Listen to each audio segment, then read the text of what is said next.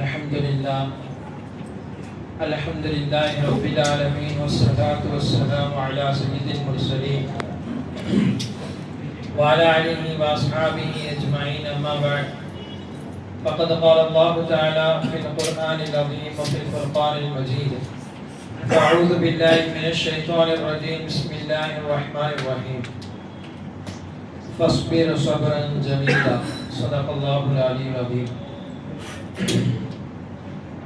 சங்கைக்குரிய அல்லாஹ் நல்லடியார்களே, அல்லாஹ் தஆலா கொடுத்த இந்த உலக வாழ்க்கை என்பது ஏற்றத்தாழ்வு மிகுந்தது.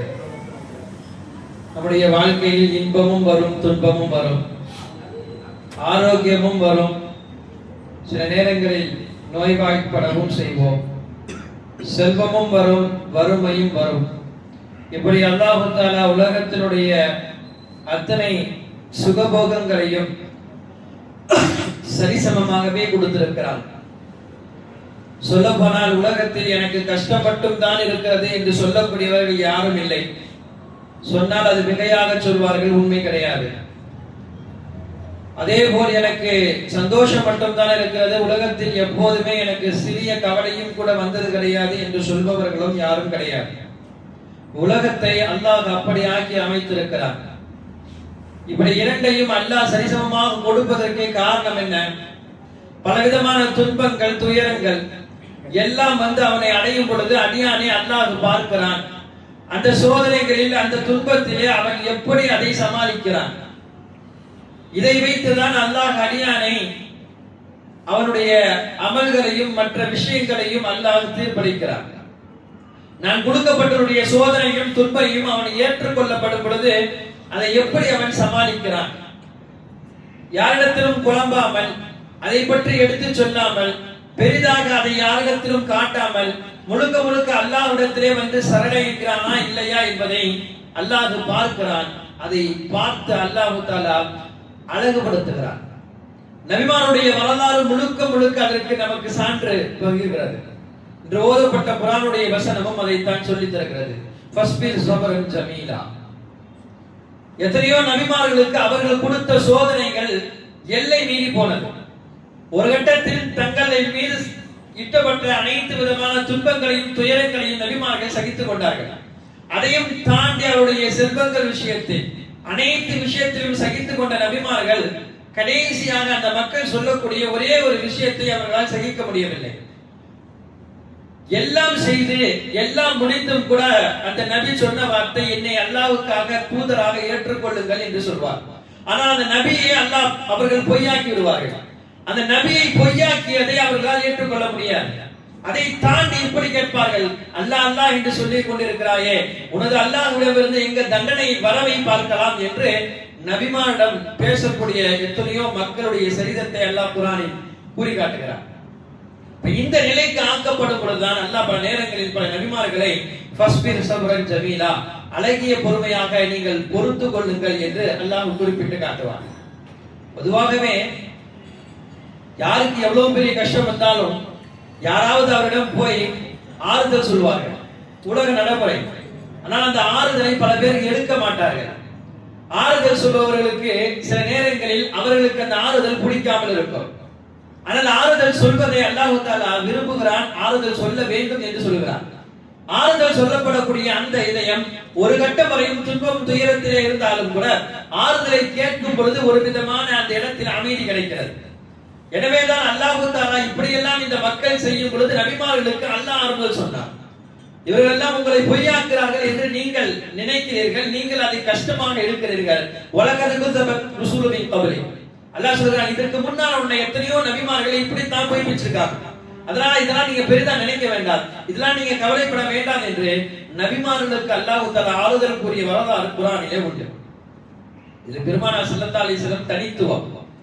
எல்லா விஷயத்தையும் பெருமானார் ஸல்லல்லாஹு அலைஹி வஸல்லமுக்கு ஈடு செய்ய முடியாத கஷ்டங்கள் தொல்லைகள் எல்லாம் கொடுத்த பொழுதும் கூட அதை பெரிதாக ரசூலுல்லாஹி ஸல்லல்லாஹு அலைஹி வஸல்லம் மக்களுக்கு மத்தியில் காட்டியது கிடையாது. அல்லாஹ்விடத்தில் அடுத்து அதை பற்றி சொல்வார்கள். ஆனால் எல்லோரிடத்திலும் தனக்கு கொடுத்த கஷ்டத்தை ரசூலுல்லாஹ் எந்த கட்டத்திலும் எடுத்து சொன்னது கிடையாது. பத்ரிலே பெருமானார் ஸல்லல்லாஹு அலைஹி வஸல்லமுக்கு வந்த கனிமத்தை ரசூலுல்லாஹ் பங்கிட்டு கொடுக்கிறார்கள் சஹாபாக்களுக்கு. எல்லோருக்கும் கொடுக்கப்படுகிறது. ரசூலுல்லாஹ்வுடைய பங்கீடு என்றால் அதுல எந்த குறையும் காண முடியாது.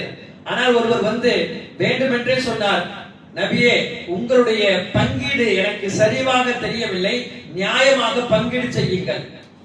யாரை பார்த்து? பெருமானார் ஸல்லல்லாஹு அலைஹி வஸல்லம் அல்லாஹ்வுக்கு ஒரு பெயர் இப்படியே ரசூலுல்லாஹ் கொண்டு காசிம். காசிம் என்றால் பங்கிடக்கூடியவர். அவரை போல சரியாக பங்கிடக்கூடியவர் யாரும் கிடையாது.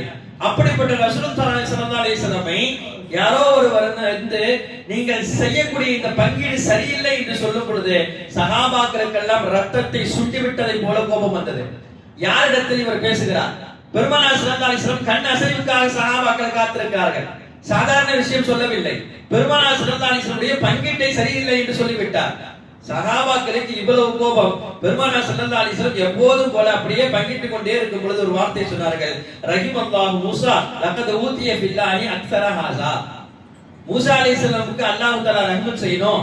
மூஸா அலைஹிஸ்ஸலாமுக்கு இதைவிட பெரிதாக எல்லாம் அவர்கள் ஏசினார்கள், பேசினார்கள். ஆனால் அவர் இதையெல்லாம் அப்படியே கடந்து போனார்.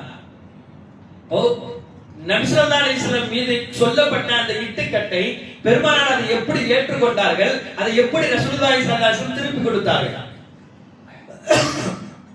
ரசூலுல்லாஹ்விடம் இருந்து நாம் படிக்க வேண்டிய பாடம்.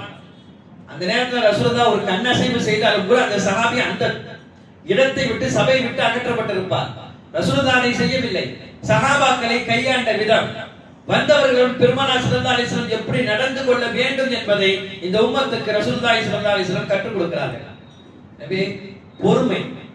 சஹாபாக்கள் ரசூலுல்லாஹ்ட்ட எத்தனையோ தடவை வந்து கேட்கும் பொழுது, யா ரசூலுல்லாஹ் எங்களுக்கு ஏதாவது சொல்லுங்க, எங்களால தாங்க முடியல, எங்களை அடிக்கிறாங்க, எங்களை துன்புறுத்துறாங்க, எங்களால இதுக்கு மேல இஸ்லாத்துல இருக்க முடியுமான்னு தெரியல, அந்த அளவுக்கு எங்களுக்கு ஏராளமான நோய்மைப்படுத்துறாங்க, எங்களுடைய உயிர் மட்டும்தான் மிஞ்சி இருக்குது, வேற எதுவும் எங்கள்கிட்ட இல்ல என்றெல்லாம் சொல்லப்பட்ட போது கூட பெருமானார் திரும்ப சொன்ன ஒரே ஒரு வார்த்தை, சபுர், பொறுமையா இருங்க. இதுதான் ரசூலுல்லாஹ் மறுபடியும் சொன்னார். ரசூலுல்லாஹ்வுடைய இந்த மறுபடியும் சொன்ன பொறுமைக்கு கடைசி வரையும் அல்லாஹ் பதில் கொடுக்காமல் போய்விட்டானா? கடைசியிலே கொடுத்த பதில் எப்படி இருந்தது? உலகத்தை எல்லோரும் திரும்பி பார்க்கும் அளவுக்கு பெருமானார் ஸல்லல்லாஹு அலைஹி வஸல்லம் அவர்களுக்கும் சஹாபாக்களுக்கும் துன்புறுத்தவர்களுக்கு அல்லாஹ் பதில் கொடுத்தார். அப்ப பொறுமை என்று சொன்னாலே ஒரு காலம் வரையும் அது இருக்கும். காலம் கடக்கும் பொழுது கண்டிப்பாக ஏதாவது ஒரு விஷயத்தில் அல்லாஹ் துன்பத்திலிருந்து ஒரு நல்ல வாழ்க்கையை கொடுப்பான். ஒரு படிப்பினைக்காக ஒரு அழகான ஒரு கதை கூட சொல்வார்கள். ஒரு படிப்பினைக்காக ஒரு கிளி வளர்த்தார். வெளி நாடுல இந்தியாவுக்கு கிளினா அவருக்கு ரொம்ப பிடிக்கும். காட்டுல போய் ஒரு கிளியை பிடித்துட்டு வீட்டுல வளர்த்தார். கொஞ்ச நாள் கழிச்சு அதுக்கு பிறகு வெளிநாட்டுக்கு போனோம். வெளிநாட்டுக்கு போகும்போது அந்த கிளியிட்ட கேட்கிறாரு, காட்டுல உன்னை பிடிச்சிட்டு வந்தேன், நீ அங்க இருக்கும் பொழுது ரொம்ப சந்தோஷமா இருந்த, நீ ஏதாச்சும் சொல்றியா? நான் அதை போய் உன்னுடைய கிளிட்ட போய் நீ சொல்றதெல்லாம் போய் சொல்லிடுறேன், நீ அவங்கள மிஸ் பண்ணுவேன், நம்ம இன்னும் கொஞ்ச நாள்ல வெளிநாட்டுக்கு போறோம் என்று அந்த கிளியிடம் பேசினார். மாட்டிக்கொண்ட கிளி என்ன செய்வது? சரி நம்மளும் சொல்லுவோம் ஏதாவது என்று சொல்லி அந்த கிளி சொன்னது, நீங்க நான் சொல்வதை மட்டும் போய் சொல்லிட்டு வந்துருங்க, உங்களுக்கு கொடுக்கப்பட்ட வாழ்க்கைன்றது சுதந்திரமான வாழ்க்கை உங்களுக்கு கொடுக்கப்பட்டிருக்கு. ஒரு கூண்டுல என்னை அடைத்து வைத்திருக்காங்க, அது போல உங்களை ஒரு கூட்டுக்குள்ள அடைத்து வைக்கப்படல. நீங்க சுதந்திரமா இருக்கீங்க. எனது எஜமானன் எனக்கு என்ன உணவை கொடுக்கிறாரோ நான் விரும்பியோ விரும்பாமையோ அதை தான் சாப்பிடணும். நீங்க நினைச்ச கனிவர்கள்லாம் நீங்க சாப்பிடலாம். அதனால எனக்காக வேண்டி எனது விடுதலைக்காக சுதந்திரத்திற்காக நீங்க துஆ செய்யுங்க என்று அந்த கிளி சொன்னதாம்.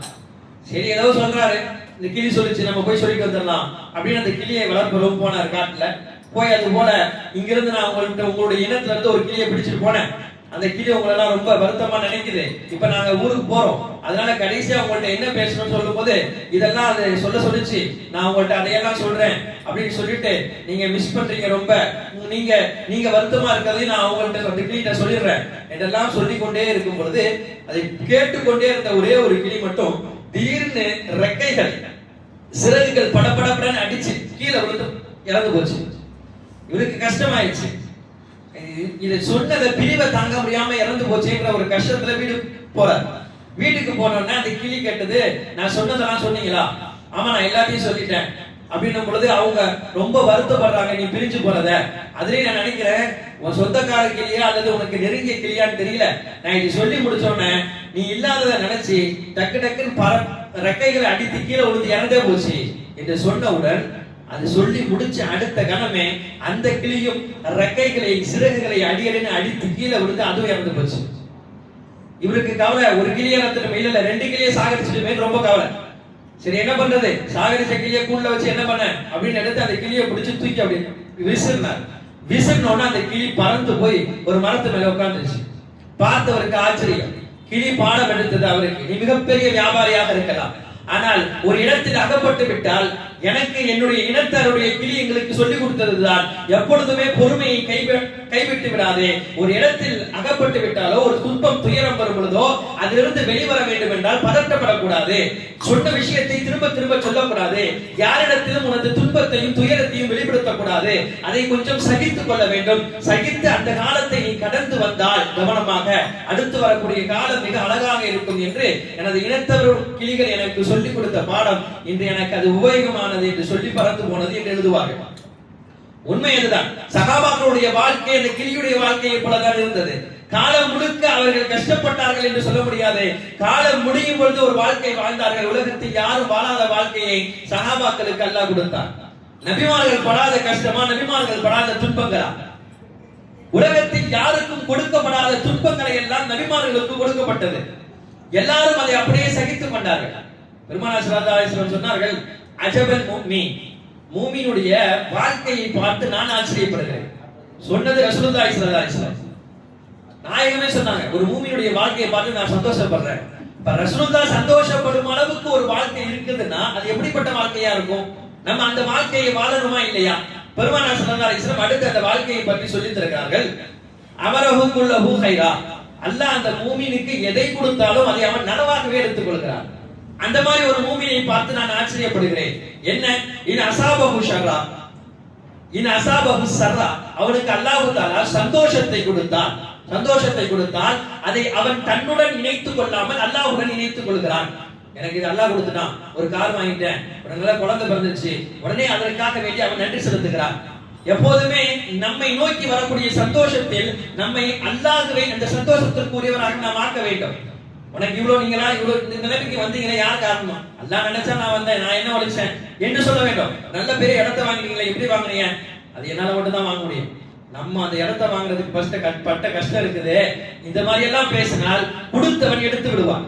அல்லாஹ் எதை விரும்புறான்னு சொன்னா, நமக்கு வரக்கூடிய சந்தோஷத்தை அவன் பக்கம் சேர்க்க வேண்டும். ஏன் நமக்கு கொடுத்தவன் வேற யாருக்கும் அல்லாஹ் கொடுக்க தெரியாதா? வேற யாருக்கும் கொடுக்காம நமக்கு கொடுத்திருக்கிறானா, அவனை ஷுக்ர் செய்வதற்காக அவன் கொடுத்தான். அதைதான் ரசூலுல்லாஹ் சொன்னார்கள், இன் அஸாபஹு ஸர்ரா ஷக்கர, அவனுக்கு ஏதாவது ஒரு நலவு வந்து விட்டால், சந்தோஷம் வந்து விட்டால் அந்த முஃமின் அல்லாஹ்வை துதிக்கிறான். அடுத்து ரசூலுல்லாஹ் சொன்னார்கள், இன் அஸாபஹு ஷர் ஃபஸபர, அதுவே நாம் அவனுக்கு ஏதாவது துன்பமோ துயரமோ கஷ்டம் கொடுத்து விட்டால் அந்த கஷ்டத்திலே அவன் புலம்ப மாட்டான். அந்த கஷ்டத்தை எல்லோரிடம் போய் சொல்லி அழுக மாட்டான். அவன் என்ன செய்வான்? அந்த கஷ்டத்தை அவன் பொறுமையாக இருந்து சாதிப்பான். அந்த நேரத்தில் அவன் பொறுமை காப்பான். இப்படி பொறுமை காக்கக்கூடிய முஸ்லிமை கவனித்து, முஃமினை கவனித்து நான் ஆச்சரியம் அடைகிறேன் என்றார்கள் பெருமானார் ஸல்லல்லாஹு அலைஹி வஸல்லம். அது உண்மை. இப்படித்தான் அல்லாஹ் ஒரு மூமினுடைய வாழ்க்கையை விரும்புகிறான். எவ்வளவு பெரிய உலகத்தினுடைய உச்ச துன்பம் வந்தாலும் ஒரே ஒரு முஃமினுடைய அமைதி இருக்கிறதுனா அல்லாஹ் இருக்கிறான். அல்லாஹ் கொடுத்தா அல்லாஹ் இருப்பான். எல்லா நபிமார்களுடைய உள்ளத்தில் கடைசி வரையும் இருந்த ஈமான் அதுதான். அய்யூப் அலைஹிஸ்ஸலாம் துன்பங்களையும் துயரங்களையும் சோதனைகளையும் மாலையாக போட்ட நபி அய்யூப் அலைஹிஸ்ஸலாம். அப்படியே ஏற்றுக்கொண்டார்கள் அவர்களுக்கு வந்த கஷ்டங்கள். உலகத்தில் யாருடனும் அய்யூப் அலைஹிஸ்ஸலாமை ஒப்பிட்டு பேச முடியாத அளவுக்கு அவர்களுக்கு உடலிலே அல்லாஹ் நோயை கொடுத்தார். சாதாரணமா குஷ்டரோகம் சொல்லிடுறோம், அது அப்படிப்பட்ட நோய் கிடையாது. பக்கத்திலே வருவதற்கு யாருக்கும் துணிவு கிடையாது. இருந்தவர்கள் தாளிட்டு விட்டு போய்விடுவார்கள் அவருடைய அறையை. அப்படி உள்ள அறைக்கு வருவதற்கு கூட பயப்படுவார்கள். அய்யூப் அலைஹிஸ்ஸலாம் அவருடைய மனைவி மட்டும் தான் இருவரும் சேர்ந்து வந்தார்கள். கடைசி வரையும் யாரும் அவர்களை பார்ப்பதற்கு கூட முன் வரவில்லை. அல்லாஹ் அதற்கு முன்னால் அந்த அய்யூப் அலைஹிஸ்ஸலாம் எப்படி வைத்தார்? உலகத்தில் அவரை போல பணக்காரர்கள் கிடையாது. உலகத்தில் அவர் கொடுக்கப்பட்ட ஆரோக்கியம் யாருக்கும் கொடுக்கப்படல. அல்லாஹ் ஏராளமான செல்வங்களாக பிள்ளை செல்வங்களையும் கொடுத்திருந்தான். கொடுத்து அல்லாஹ் ஒண்ணு ஒண்ணா கடன்னு எடுத்தான். சரசரன்னு சாய்ச்சான். நம்ம சொல்லுவோம்ல, தொடர்ந்து அடியா இருக்கிறதுல நானும் எங்கேயாச்சும் கேப் இருக்குமான்னு பாக்குறேன், கொஞ்சம் உட்கார்தான் நினைக்கிறேன், முடிய மாட்டேங்குது. அல்லாஹ் இப்படிதாமா சோதிப்பான். அந்த அளவுக்கு அல்லாஹ் சோதிச்சிருக்கவே மாட்டான். நம்ம அப்படி சொல்றது. ஆனா அய்யூப் அலைஹிஸ்ஸலாமுடைய வாழ்க்கைன்றது அப்படி கிடையாது. அடிக்கப்பட்ட அடிகள் எல்லாம் சாதாரண அடி கிடையாது. அடுத்து அடுத்து அல்லாஹ் துன்பங்களை கொடுத்து கொண்டான். கடைசி வரை அய்யூப் அலைஹிஸ்ஸலாம் ஒரு நாவளவில் கூட அல்லாஹ்வுடைய துன்பத்தை பற்றி யாரிடத்திலும் சொல்லலன்றதை தாண்டி என்னன்னா, அவ்வளவு குஷ்டரோகியாக ஆக்கப்பட்டு உடல் முழுக்க புழுப்பாக அடிக்கப்பட்டு கடைசியில நாவலை வந்து அடிக்கும் பொழுது அல்லாஹ் அய்யூப் அலைஹிஸ்ஸலாம் செய்தார்கள் துவா, யா அல்லாஹ் எனது நாவையும் கல்பையும் விட்டுவிடு, நாவை உன்னை துதிப்பதற்காக கல்பை உன்னை நினைப்பதற்காக இது ரெண்டத்தை மட்டும் விட்டுவிடு என்று துவா செய்தார்கள். பார்த்த மனைவிக்கு ஆச்சரியம். கேட்டாங்க, கடைசி வரை இப்படியே இருக்கிறீங்களா? 15 ஆண்டு காலம் கழிச்சிருச்சு. 15 ஆண்டு காலம் படுக்கை. அல்லாஹ்ட்ட உதவி தேடலாம்ல, அல்லாஹ் ஷிஃபாவை கொடுன்னு கேட்கலாம்ல, ஏன் நீங்க அல்லாஹ்ட்ட உதவி தேட மாட்டீங்க? ஏன் ஷிஃபாவை கொடுன்னு கேட்கறது இல்ல? மனைவி கேட்டார்கள். அய்யூப் அலைஹிஸ்ஸலாம் சொன்னாங்க, கண்டிப்பா அல்லாஹ்ட்ட கேட்கணும், ஆனா என்கிட்ட இதை கேட்கிற நீ இன்னொன்னு கேட்கலையே. என்னன்னு சொன்னா, இதுவரையும் அல்லாஹ் எனக்கு இத்தனை வருடங்கள் வைத்திருக்கிறார். 40 வருடம் நான் வாழ்ந்த எனது வாழ்க்கை அவ்வளவு வாழ்க்கையாக அல்லாஹ் வைத்திருந்த என்னை நலமாக வைத்திருந்த அல்லாஹ்ட்ட எப்பயாச்சும் நீ கேட்டிருக்கியா, அல்லாஹ் இவ்வளவு காலம் உங்களை நல்லா வச்சிருக்கான், அல்லாஹ்க்கு நன்றி செலுத்துறீங்களான்னு கேட்டிருக்கியா? அப்ப என்னால முடியாத பட்சத்தில் மட்டும் அல்லாஹ்வை கூப்பிட சொல்ல என்னை கட்டாயப்படுத்தக்கூடிய நீ என்னை அல்லாஹ் ஆரோக்கியமாக வைத்த பொழுது ஏன் நீ இதை கேட்க மறந்து விட்டாய்? இன்னைக்கு நம்மளுடைய வாழ்க்கை அப்படிதான் இருக்கு. 40-50 வயசுக்கு மேல சுகரோ பிபியோ வந்துட்டா, எனக்கு சுகர் வந்துருச்சு பிபி வந்துருச்சு எல்லாத்தையும் போய் சொல்றோம். ஆனா அந்த 40 வயசு வரையும் அல்லாஹ் எதுவும் இல்லாமல் ஆக்கி பாதுகாத்தானே, அதுக்கு நன்றி செலுத்துறோமா? அப்ப அடுத்த கட்டம் நாம் வரக்கூடிய அத்தனையும் பொறுமையாக அய்யூப் அலைஹிஸ்ஸலாம் இருந்ததை போல பொறுமையாக இருந்தால் கண்டிப்பாக அல்லாஹ் அடுத்த வாழ்க்கையை அப்படியே திரும்ப கொடுப்பார். அய்யூப் அலைஹிஸ்ஸலாமுக்கு அதை கொடுத்தான். எல்லாம் முதல் கொடுத்தான், அப்புறம் எடுத்தான், அப்புறம் கொடுத்தான். எப்படி கொடுத்தான்? முதலில் இருந்ததை விட பன்மடங்காக அய்யூப் அலைஹிஸ்ஸலாமுக்கு அல்லாஹ் கொடுத்தான். எனவே நம்முடைய வாழ்க்கையினுடைய கடைசி வரையும் நமக்கு இருக்கக்கூடிய மிகப்பெரிய ஒன்று என்பது பொறுமை. பொறுமையை காத்தவர்களை எந்த கட்டத்திலும் அல்லாஹ் விட்டதே கிடையாது. கபரிலே ஒரு பெண்மணி அழுது கொண்டே இருந்தது. என்ன நடந்துச்சு? கபர்ல யார் அடக்கப்பட்டிருக்காங்க? அழுது கொண்டே இருந்தது. பெருமானார் ஸல்லல்லாஹு அலைஹி வஸல்லம் வந்து பார்த்துட்டு சொன்னார்கள், ஃபஸ்பிரி, அழுவாதமா பொறுமையா இருன்னு சொன்னான். ஃபஸ்பிரி என்று ரசூலுல்லாஹி ஸல்லல்லாஹு அலைஹி வஸல்லம் சொல்றாங்க. அப்ப வந்தது ரசூலுல்லாஹ்னு தெரியல. சில நேரத்துல கவலையும் துன்பமும் உச்சகட்டத்துல போகும்போது எதிரில யாரு இருக்காங்கன்னு தெரியாது. அந்த மாதிரி நிலை அந்த பெண்ணுக்கு ஆயிடுச்சு. பெருமானார் ஸல்லல்லாஹு அலைஹி வஸல்லம் திரும்ப திரும்ப சொல்லும் பொழுது அந்த பெண் சொன்னதாம், என்ன பொறுமையா இருக்க சொல்றீங்க? எனக்கு கொடுத்தது அல்லாஹ் உங்களுக்கு கொடுத்திருந்தா நீங்க இப்படி சொல்ல மாட்டீங்க. இன்னைக்கு நம்ம சாதாரணமா பேசுறது, யார்கிட்டயாச்சும் போய் இவ்வளவு அல்லாஹ் உங்களை ரொம்ப கஷ்டப்படுறீங்களே வாழ்க்கையில, அப்ப கொஞ்சம் பொறுமையா இருங்க அப்படின்னு சொன்னா அவர் சொல்லுவாரு, சொல்றதுக்குலாம் நல்லாதான் இருக்கும், எனக்கு கொடுத்தது அல்லாஹ் உங்களுக்கு கொடுத்தாதான் தெரியும். அது மாதிரி அந்த பெண்ணும் பார்த்து, யாரை பார்த்து? பெருமானார் ஸல்லல்லாஹு அலைஹி வஸல்லம் பார்த்து தெரியாமல் பேசிவிட்டார். பெருமானார் ஸல்லல்லாஹு அலைஹி வஸல்லம் அந்த இடத்தில் எதுவும் சொல்லல. ஏன்னா ஒரு கட்டம் மேல கோபத்துல இருக்கிறாங்கன்னா அவங்கள்ட்ட பேசக்கூடாது. இப்படியே ஒரு கலப்பு மஜ்னூன், கோபம் என்பது பைத்தியம். பைத்தியம் பிடிச்சவன்ட்ட யாரும் பேச முடியாது. அதனால உச்சகட்ட கோபத்துல இருக்கவங்கள்ட்டையும் பேசக்கூடாது. இப்ப நிதானத்தை இறந்தவரிடம் பேசுவது என்பது மீன். அவங்க அந்த நிதானத்திற்குள்ள வந்த பிறகுதான் நம்ம பேச்சு கொடுத்தா அவங்களுடைய பேச்சு அந்த காதுல அந்த பேச்சு இறங்கும். அதுவரை நம்ம என்ன சொன்னாலும் வீம்புக்கும் தேவையில்லாம தான் பேசுவாங்க. பெருமானார் ஸல்லல்லாஹு அலைஹி வஸல்லம் இது நன்றாக தெரியும். ரசூலுல்லாஹ் அடுத்த பேச்சு பேசல, அந்த சபையை விட்டு நாயகம் ஸல்லல்லாஹு அலைஹி வஸல்லம் போயிட்டாங்க. அதற்கு பிறகு அந்த பெண்மணி ஒரு நிதானத்துக்கு வந்தவுடன் எல்லாரும் சொன்னாங்க, உங்கள்ட்ட வந்து சொன்னது யார் தெரியுமா? உங்கள்ட்ட பேசுறது யார் தெரியுமா? நபி ஸல்லல்லாஹு அலைஹி வஸல்லம் ஃபஸ்பிரின்னு சொல்றாங்க, பொறுமையா இருக்க சொல்றாங்க. ரசூலை பார்த்தே இந்த மாதிரி நீங்க பேசுறீங்கன்னு அந்த அம்மா அப்பதான் நிலைவுக்கு வருது. ரசூலுல்லாஹ்வை பார்த்தா நான் அப்படி பேசினேன், நபியை பார்த்தா பேசினேன். அதற்கு பிறகு பெருமானார் ஸல்லல்லாஹு அலைஹி வஸல்லம் வீட்டை தேடி வந்து, யா ரசூலுல்லாஹ் என்னை மன்னித்து விடுங்கள், நான் பொறுமையாக இருக்கிறேன், நான் தெரியாமல் பேசிவிட்டேன் என்று சொல்லும் பொழுது பெருமானார் ஸல்லல்லாஹு அலைஹி வஸல்லம் ஒரு அழகிய வார்த்தையை சொன்னார்கள், அஸ்ஸப்ரு இந்த ஸதுமத்தில் ஊலா. பொறுமைன்றது எல்லாம் முடிஞ்ச பிறகு பொறுமையா இருக்கிறதுக்கு பேர் பொறுமை கிடையாது. முதல் கட்டமாக உங்களுடைய சோதனை, துன்பங்கள், துயரங்கள் வருது தெரியுமா, அதை நீங்கள் தாங்கி கொண்டு பொறுமையா இருக்கீங்க. இந்த பொறுமைக்கு தான் அல்லாஹ்ட்ட கூலி இருக்குது.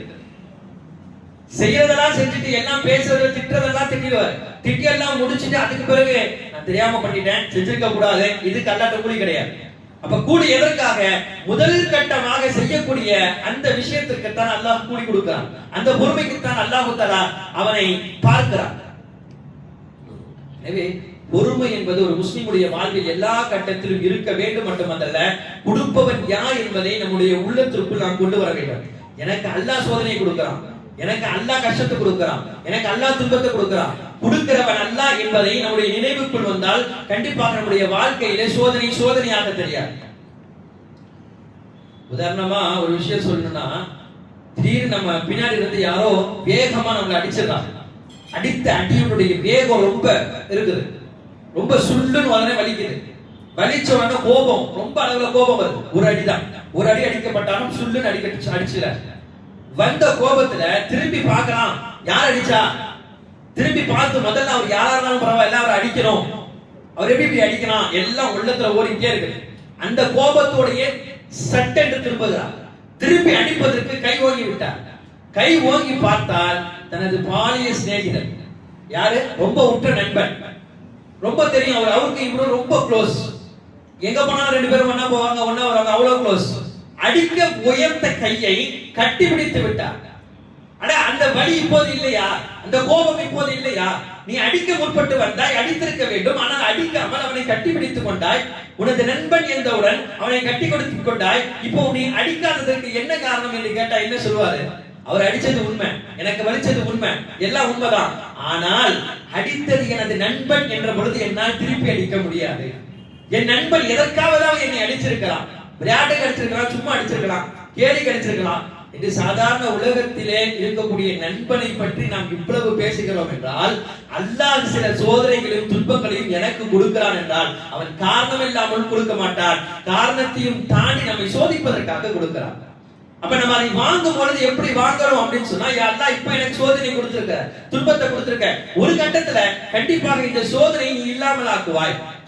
முஸ்லிம்களுக்கு உலகத்தில் கொடுக்கப்பட்ட துன்பங்கள் துயரங்கள்லாம் அது இந்த உலகத்திலே முடிந்துவிடும். நாளை மறுமையிலே அதை விட மிகப்பெரிய ஒன்றை அல்லாஹ் வைத்திருக்கிறார். ஒரு சஹாபி இருந்தார். அவர் எப்பவுமே பள்ளியாசலுக்கு வரும் பொழுது சிறு பிள்ளை தனது பிள்ளையை கைப்பிடித்து கூட்டிட்டு வந்துருவார். எப்பவுமே கூட்டிட்டு வருவார். பெருமானார் ஸல்லல்லாஹு அலைஹி வஸல்லம் பார்த்துக்கிட்டே இருந்தார். எத்தனையோ பிள்ளைங்க வருவாங்க, தொழுவாங்க, போவாங்க. ஆனா இவர் எப்படின்னா, அவரு அத்தா கைப்பிடிச்சு கூட்டு வந்து பக்கத்திலே நிக்க வைப்பாரு, சஃப்ல தொழுக வைப்பாரு, மறுபடியும் கைப்பிடிச்சு அப்படியே கூட்டிட்டு போயிருவாரு. இந்த மாதிரி தனியா தெரிஞ்சா ரசூலுல்லாஹ்வுக்கே தெரியும்ல. ஒரு தடவை ரெண்டு தடவை அந்த பிள்ளைய வந்துட்டு போனா தெரியாது, எப்பவுமே கைப்பிடிச்சு கூட்டிட்டு போனா. ஒரு கட்டத்துல ரசூலுல்லாஹ் அந்த சஹாபியை கூப்பிட்டு கேட்டாங்களா, உங்க பிள்ளை மேல ரொம்ப பாசம் வச்சிருக்கீங்களோ? ரசூலுல்லாஹ்வே கேட்கிறாங்க. அப்ப அவருக்கு அது ரொம்ப சந்தோஷமாயிடுச்சு. ஆமா யார ரசூலுல்லாஹ், ரொம்ப பிரியம் வச்சிருக்கேன், ரொம்ப பாசம் வச்சிருக்கேன் அப்படின்னு அங்கோட நிறுத்தல. அடுத்து அவர் சொல்றாரு, யார ரசூலுல்லாஹ், உங்க மேல நான் எவ்வளவு பாசம் வச்சிருக்கணும், எவ்வளவு பிரியம் வச்சிருக்கணும், அதே மாதிரி என் பிள்ளை மேலயும் நான் ரொம்ப பாசம் வச்சிருக்கேன் அப்படின்னு சொன்னார். பெருமானார் ஸல்லல்லாஹு அலைஹி வஸல்லம் அவரை பார்த்துட்டு இருக்கட்டும்னு அனுப்பிச்சிடலாம். கொஞ்ச நாள் கழிகிறது, அவரு தொழுகைக்கு வரல. சஹாபிட்ட ரசூலுல்லாஹி ஸல்லல்லாஹு அலைஹி வஸல்லம் கேட்டாங்க, இந்த மாதிரி ஒரு சிறுவனை கூட்டிட்டு தொழுகைக்கு வருவாரே, அவர் இப்ப வர்றதில்லை, என்ன ஆச்சுன்னு கேட்டாங்க. சஹாபாக்கள் சொன்னார்கள், யார ரசூலுல்லாஹ், அவருடைய குழந்தை இறந்து விட்டது, ஏன் சொல்லவே இல்லையே. யார சொல்லுதா, அப்போ நீங்க சஃபர்ல இருந்தீங்க, சொல்ல முடியல. அப்படியா, வாங்க போய் பார்க்கலாம் அப்படின்னு சொல்லி ரசூலுல்லாஹி ஸல்லல்லாஹு அலைஹி வஸல்லம் நேரா அந்த சஹாபியுடைய வீட்டுக்கே போயிட்டாங்க. வீட்டுக்கு போய் அவருக்கு ஆறுதல் சொல்றதுக்கு பக்கத்துல ரசூலுல்லாஹ் உட்கார்ந்திருக்காங்க. அவருக்கு என்ன ஆறுதல் சொல்ல முடியும்? உலகத்தில் சிறு பிள்ளைகளை இழந்த தந்தைக்கு எப்படிப்பட்ட ஆறுதல் சொன்னாலும் அது அந்த ஆறுதலுக்கு தகுந்ததாக இருக்காது. எப்படிப்பட்ட ஆறுதல் கொடுத்தாலும் அதுக்கு ஈடிணையாக அந்த ஆறுதல் ஆகாது. பெருமானார் ஸல்லல்லாஹு அலைஹி வஸல்லம் சொல்லக்கூடிய ஆறுதல் என்பது சாதாரண விஷயம் அல்ல. ரசூலுல்லாஹ் பேசுகிறார்கள் அல்லவா, பெருமானார் ஸல்லல்லாஹு அலைஹி வஸல்லம் ஒரே ஒரு வார்த்தை கேட்டாங்க, நீங்க உங்க பிள்ளைகளை எப்படி வளர்த்தீங்கன்னு நான் பார்த்திருக்கேன். பிள்ளைய பள்ளிக்கு கூட்டு வருவதை விட அந்த பிள்ளைகள் நல்லா வாழ்க்கையில வாழணுன்றத வேற எந்த தந்தையும் வேற எந்த இடத்துக்கு கூட்டு போனாலும் அவருடைய சிறப்புக்கும் அவருடைய அன்புக்கும் வேற எதுவும் ஈடிணையாவார். ஒரு பிள்ளைய தந்தை பள்ளிக்கு கூட்டிட்டு வராருன்னா இது உச்சகட்ட அவர் பிள்ளை மீது வைத்திருக்கக்கூடிய அன்பு. பெருமானார் அப்படியே சொன்னாங்க, உன் பிள்ளை மேல நீங்க எவ்வளவு அன்பு வைத்திருக்கீங்கன்னு நான் கண்ணால பார்த்திருக்கேன். நான் உங்கள்ட்ட கேட்கிற விஷயம் ஒன்னே ஒன்றுதான், உங்கள் பிள்ளை உங்கள்கிட்ட இருந்தா சந்தோஷமா இருப்பானா, அல்லாஹ்ட்ட சுபனத்துல இருந்தா சந்தோஷமா இருப்பானா? அழுது கொண்டிருக்கிறார் சஹாபி.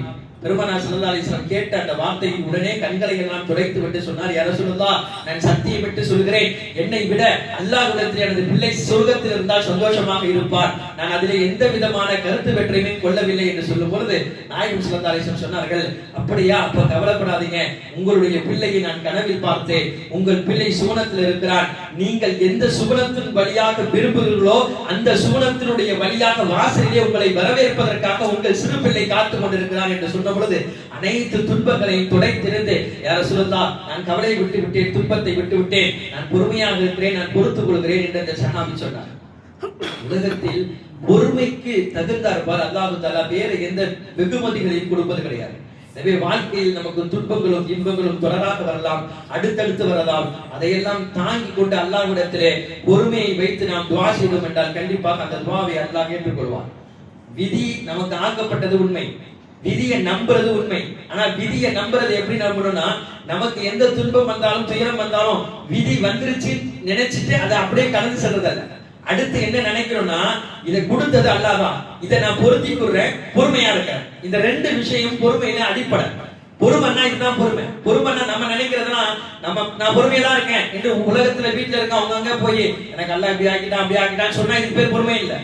பொறுமை என்பதற்கு என்ன அர்த்தம்னா, முதல்ல நான் அதை பொருந்திக்கணும், பொருந்திட்டு சபராக இருந்து அல்லாஹ்விட துஆ செய்யணும். இதற்கு பேர் தான் பொறுமை. நபிய வாழ்க்கையிலே அல்லாஹ் தஆலா காலம் முழுக்க எவ்வளவு துன்பங்கள் துயரங்கள் இருந்தாலும் நபிமாருடைய பொறுமையை நம் அனைவருக்கும் தருவானாக. வாஹிரு தஅவானா அல்ஹம்துலில்லாஹி ரப்பில் ஆலமீன்.